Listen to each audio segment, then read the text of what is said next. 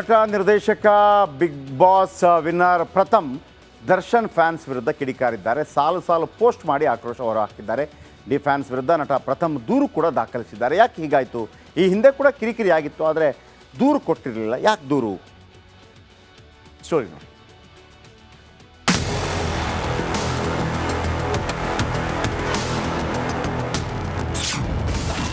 ಒಳ್ಳೆ ಹುಡುಗನ ಜೊತೆ ದರ್ಶನ್ ಫ್ಯಾನ್ಸ್ ಕಿರಿ.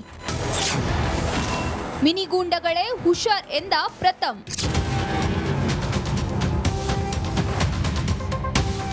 ಕನ್ನಡ ಚಿತ್ರರಂಗದ ನಟ, ನಿರ್ದೇಶಕ ಹಾಗೂ ಬಿಗ್ ಬಾಸ್ ವಿನ್ನರ್ ಒಳ್ಳೆ ಹುಡುಗ ಪ್ರಥಮ್ ಮೇಲೆ ನಟ ದರ್ಶನ್ ಅಭಿಮಾನಿಗಳು ಮತ್ತೆ ಉರಿದು ಬಿದ್ದಿದ್ದಾರೆ. ದರ್ಶನ್ ಅಭಿಮಾನಿಗಳ ನಡುವೆ ಎರಡನೇ ಸಲ ಕಿರಿಕಾಗಿದೆ. ಆದರೆ ಈ ಸಲ ತುಂಬಾ ಬೇಸರದಿಂದ ಸೋಷಿಯಲ್ ಮೀಡಿಯಾದಲ್ಲಿ ಘಟನೆಯನ್ನ ಪ್ರಥಮ್ ವಿವರಿಸಿ ಬರೆದುಕೊಂಡಿದ್ದಾರೆ. ಸಂಜೆ ಗ್ರಾಮಾಂತರದ ಪ್ರತಿಷ್ಠಿತ ಹೋಟೆಲ್ನಲ್ಲಿ ಆಪ್ತರೊಟ್ಟಿಗೆ ಊಟಕ್ಕೆ ಕುಳಿತಿದ್ದೆ. ಕೆಲವರು ಫೋಟೋ ತಗೊಂಡ್ರು. ಜೈ ಡಿ ಬಾಸ್ ಅಂತ ಬಲವಂತವಾಗಿ ಕೂಗೋಕೆ ಹೇಳಿ ಗಲಾಟೆ ಮಾಡಿದ್ರು. ಒಳ್ಳೇದಾಗ್ಲಪ್ಪ ಅಂದೆ. ಅಶ್ಲೀಲ ಪದ ಬಳಸಿ ಕೈ ಮಿಲಾಯಿಸೋಕೆ ಬಂದ್ರು. ಅಲ್ಲಿದ್ದ 8 ಜನ ಬೌನ್ಸರ್ಸ್ ಆ ಗೂಂಡಾಗಳನ್ನ ಎಳೆದು ಹೊರಗೆ ತಳ್ಳಿದ್ರು. ಕ್ಷಮೆ ಕೇಳಿದ್ರು, ಬಿಟ್ಟಿದ್ದೀನಿ. ಹೋಟೆಲ್ನ ಎಲ್ಲ ಸಿಬ್ಬಂದಿ ಹಾಗೂ ಮ್ಯಾನೇಜರ್ ಮನವಿ ಮೇರೆಗೆ ನಾನು ಕಂಪ್ಲೇಂಟ್ ಕೊಡಬಾರ್ದು ಅಂತ ನಿರ್ಧರಿಸಿದೆ. ನಮ್ಮ ಪಾಡಿಗೆ ನಾವಿದ್ದೇವೆ, ನಿಮ್ಮ ಪಾಡಿಗೆ ನೀವಿರಿ. ದರ್ಶನ್ ಸರ್ ಅವ್ರ ಪಾಡಿಗೆ ಅವರಿದ್ದಾರೆ. ಆದರೆ ಈ ಮಿನಿ ಗೂಂಡಾಗಳ ನಿಗರಾಟ ನೋಡೋಕ್ಕಾಗ್ತಿಲ್ಲ. ಹೇಗಿದ್ರು ಹೋಟೆಲ್ನಲ್ಲಿ CCTV ಇದೆ. ಇದು ಹೀಗೆ ಮುಂದುವರೆದ್ರೆ ನಾನಂತೂ ಸುಮ್ಮನೆ ಕೂರಲ್ಲ. ಈ ದರ್ಶನ್ ಸರ್ ಅವರ ಪಾಡಿಗೆ ಅವರಿದ್ರು, ಈ ಮಿನಿ ಗುಂಡಗಳು ನೆಮ್ಮದಿಯಾಗಿರೋಕೆ ಬಿಡಲ್ಲ ಅನ್ಸುತ್ತೆ. ಎಲ್ಲವೂ CCTVಯಲ್ಲಿ ರೆಕಾರ್ಡ್ ಆಗಿದೆ. ಒತ್ತಾಯದಿಂದ ಜೈ ಡಿ ಬಾಸ್ ಅನ್ನಿಸೋದು, ಬಲವಂತವಾಗಿ ಅಶ್ಲೀಲ ಪದ ಬಳಸೋದು ನೋಡ್ತಾ ಇರೋಕ್ಕಾಗಲ್ಲ. ನಾನು ಒಂದು ಕಂಪ್ಲೇಂಟ್ ಕೊಟ್ರೆ ಕಂಬಿ ಎಣಿಸ್ಬೇಕಾಗುತ್ತೆ. ಮುಚ್ಕೊಂಡು ಮೈ ಬಗ್ಗಿಸಿ ದುಡಿದು ಚೆನ್ನಾಗಿ ಬದುಕಿ. ಗೂಂಡಾವರ್ತನೆ ತೋರಿದ ದರ್ಶನ್ ಫ್ಯಾನ್ಸ್ ವಿರುದ್ಧ ಪ್ರಥಮ್ ದೂರು ನೀಡಿದ್ದಾರೆ. ಮಾಗಡಿ ರಸ್ತೆಯ ವೆಸ್ಟ್ DCP ಕಚೇರಿಗೆ ಭೇಟಿ ನೀಡಿ ಪಶ್ಚಿಮ ವಿಭಾಗದ DCP ಗಿರೀಶ್ಗೆ ಕಂಪ್ಲೇಂಟ್ ಕೊಟ್ಟಿದ್ದಾರೆ. ದರ್ಶನ್ ಅಭಿಮಾನಿಗಳ ಅತಿರೇಕದ ವರ್ತನೆ ವಿರುದ್ಧ ಪ್ರಥಮ್ ದೂರು ನೀಡಿದ್ದು, ಪೊಲೀಸರು ಕ್ರಮ ಕೈಗೊಳ್ಳುವ ಭರವಸೆ ನೀಡಿದ್ದಾರೆ ಎಂದು ಹೇಳಿದ್ದಾರೆ.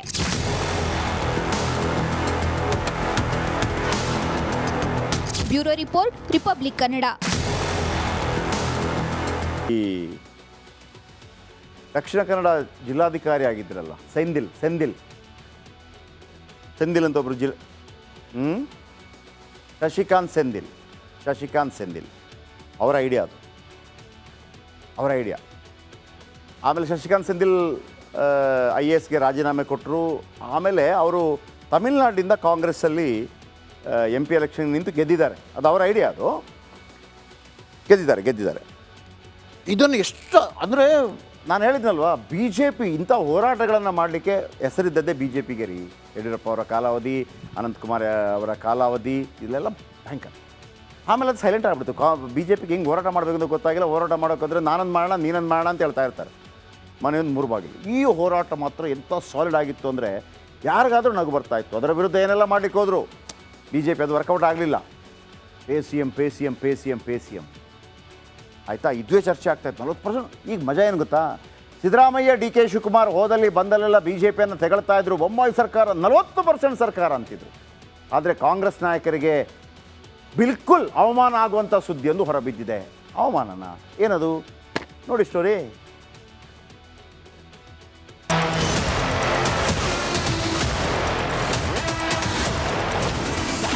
ಬಿಜೆಪಿ ಮೇಲಿನ 40% ಆರೋಪ ಸುಳ್ಳೇ ಸುಳ್ಳು. ಲೋಕಾಯುಕ್ತ ವರದಿ ಕಂಡು ದಂಗಾದ ಕೈಪಡೆ. ಸಿದ್ದರಾಮಯ್ಯ ಸರ್ಕಾರಕ್ಕೆ ಮೂಡ, ವಾಲ್ಮೀಕಿ ಅಭಿವೃದ್ಧಿ ನಿಗಮ ಸೇರಿದಂತೆ ಹಲವು ಹಗರಣದ ಕಳಂಕ ಮೆತ್ತಿದೆ. ಆದರೆ ಬಿಜೆಪಿ ಅವಧಿಯ ಅವ್ಯವಹಾರಗಳ ತನಿಖೆಗೆ ಆದೇಶಿಸುವ ಮೂಲಕ ಕೌಂಟರ್ ಕೊಡೋದಕ್ಕೆ ಮುಂದಾಗಿದೆ. ಕೋವಿಡ್ ಹಗರಣದ ತನಿಖೆಗೆ SIT ರಚಿಸಲು ಸಚಿವ ಸಂಪುಟ ಅನುಮೋದನೆ ನೀಡಿತ್ತು. ಇದರ ಮಧ್ಯೆ ಬಿಜೆಪಿಗರು ಖುಷಿ ಪಡುವ ಸುದ್ದಿ ಹೊರಬಿದ್ದಿದೆ. ಅಂದಿನ ರಾಜ್ಯ ಗುತ್ತಿಗೆದಾರರ ಸಂಘದ ಉಪಾಧ್ಯಕ್ಷ ಅಂಬಿಕಾಪತಿ 40% ಆರೋಪ ಮಾಡಿದ್ರು. ಅದು ಸುಳ್ಳು ಅಂತ ಲೋಕಾಯುಕ್ತ ತನಿಖೆಯಿಂದ ತಿಳಿದು ಬಂದಿದೆ.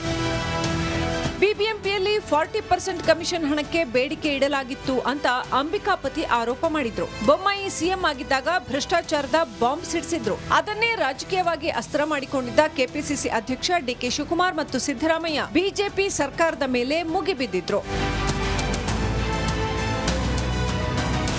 ಅಚ್ಚರಿ ಎಂದರೆ ಇದೀಗ ಕಾಂಗ್ರೆಸ್ ಸರ್ಕಾರದ ಅವಧಿಯಲ್ಲಿಯೇ ಲೋಕಾಯುಕ್ತ ಪೊಲೀಸರು ತನಿಖೆ ಪೂರ್ಣಗೊಳಿಸಿ ವರದಿ ಸಲ್ಲಿಸಿದ್ದಾರೆ. ಅಂಬಿಕಾಪತಿ ಮಾಡಿದ ಆರೋಪಗಳು ಆಧಾರ ರಹಿತ ಅಂತ ಹೇಳಿದ್ದಾರೆ. ಇದರೊಂದಿಗೆ ಕಾಂಗ್ರೆಸ್ಗೆ ಭಾರೀ ಮುಖಭಂಗವಾಗಿದೆ. Bureau report, Republic Kannada.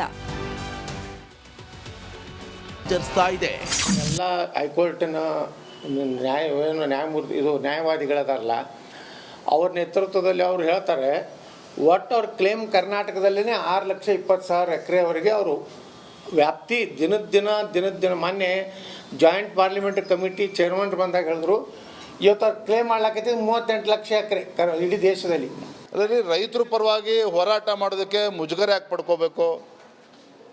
ರೈತರ ಪರವಾಗಿ ಯಾರು ಬೇಕಾದರೂ ಹೋರಾಟ ಮಾಡ್ಬೋದು, ಅದ್ರ ಬಗ್ಗೆ ನಮ್ದೇನು ತಕರಾರು ಇಲ್ಲ. ಇರ್ತಾರೆ ಅವರು ನಮ್ಮ ಪಕ್ಷದವರೇ ತಾನೆ. ಒಂದು ಪಾರ್ಟಿ ಎರಡೆರಡು ಹೋರಾಟ. ಯತ್ನಾಳ್ ನೇತೃತ್ವದಲ್ಲಿ 10 ಮಂದಿಯ ತಂಡ ವಕ್ಫ್ ವಿಚಾರವಾಗಿ ಹೋರಾಟ ನಡೆಸಲಿದೆ. ಬೀದರ್ನಿಂದ ಚಾಮರಾಜನಗರದವರೆಗೆ ಜಾಥಾ ಹಮ್ಮಿಕೊಳ್ಳಲಾಗಿದೆ. ಇದು ಬಿಜೆಪಿಯಿಂದಲೇ ನಡೆಯುತ್ತಿರುವ ಹೋರಾಟ ಅಂತ ಯತ್ನಾಳ್ ಹೇಳ್ತಿದ್ರೆ, ಮತ್ತೊಂದು ಕಡೆ ವಿಜೇಂದ್ರ ವಕ್ಫ್ ಹೋರಾಟದ 3 ತಂಡ ರಚನೆ ಮಾಡಿದ್ದಾರೆ. ನಮ್ಮ ನೋಡಿ ಒಂದು 3 ತಂಡ ಮಾಡಿ, ಅದು ಡೇಟ್ ಇಲ್ಲ, ಯಾವ ಊರಿಲ್ಲ, ಏನೂ ಇಲ್ಲ, ಅದಕ್ಕೆ ಅವು ಇಲ್ಲ ಅಪ್ಪಿಲ್ಲ. ಸೋಮ ಯತ್ನಾಳರು ನಮ್ಮ ಟೀಮ್ ಮಾಡೈತನ ಅದನ್ನು ಮಾಡ್ಯಾರ.